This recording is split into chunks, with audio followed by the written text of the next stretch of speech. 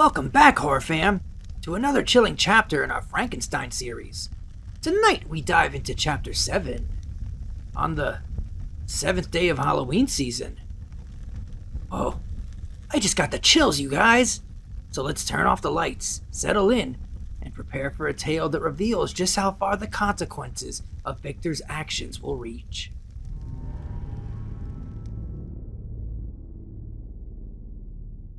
The trial was set for 11 o'clock. My father, Elizabeth, and Ernest were called as witnesses. I felt ill. If Justine were found guilty, it would be because of what I had created. I would have confessed to the murder to save Justine, but no one would have believed me. I had been in Germany at the time of the murder. Several strange facts were presented.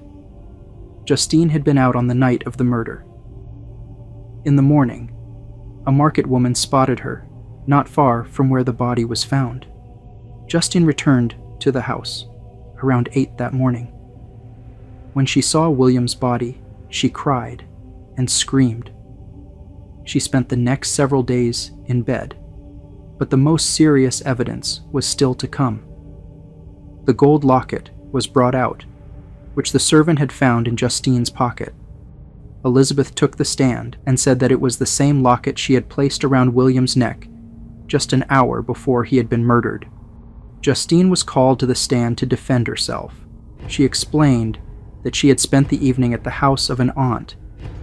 On her return to Geneva, she met a man who asked her if she had seen William. She was alarmed to find out that he was missing. She spent several hours looking for him. Then the town gates were shut, and she was forced to spend several hours in a barn. Towards morning, she slept for a few minutes. She awoke when she heard some steps. She left the barn to try to find William. She had gone near the spot where his body was found. She did not realize it. She could not explain how the gold locket ended up in her pocket. That night, I was in misery. In the morning, I went to the court. The jury had cast their ballots. White for innocent, black for guilty. They were all black. Justine was going to be hanged. Words cannot express the despair that I suffered. And to add more pain and confusion, I heard that Justine had confessed. What could this mean? Justine wished to see Elizabeth, so together we went.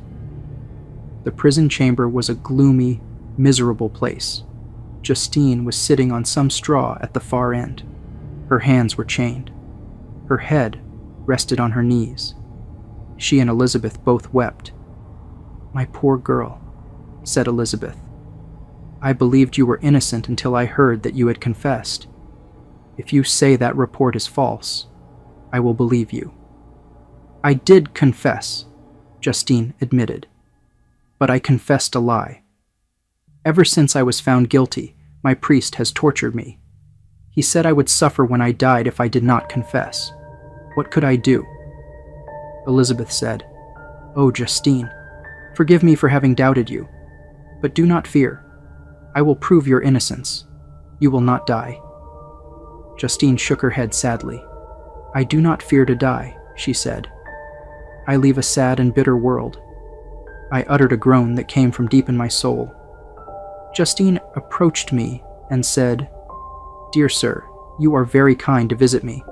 I hope you do not believe that I am guilty." I could not answer. "No, Justine," said Elizabeth. "He has said all along that you are innocent." "I truly thank him. I can die in peace now that I know you and this kind gentleman believe I am innocent." Every kind word burned me like 1,000 suns.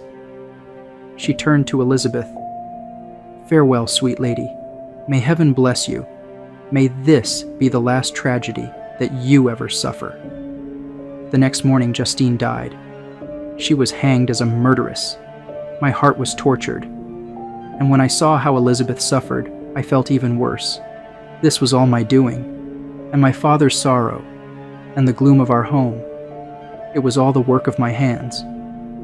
And so William and Justine were the first victims of my unholy work.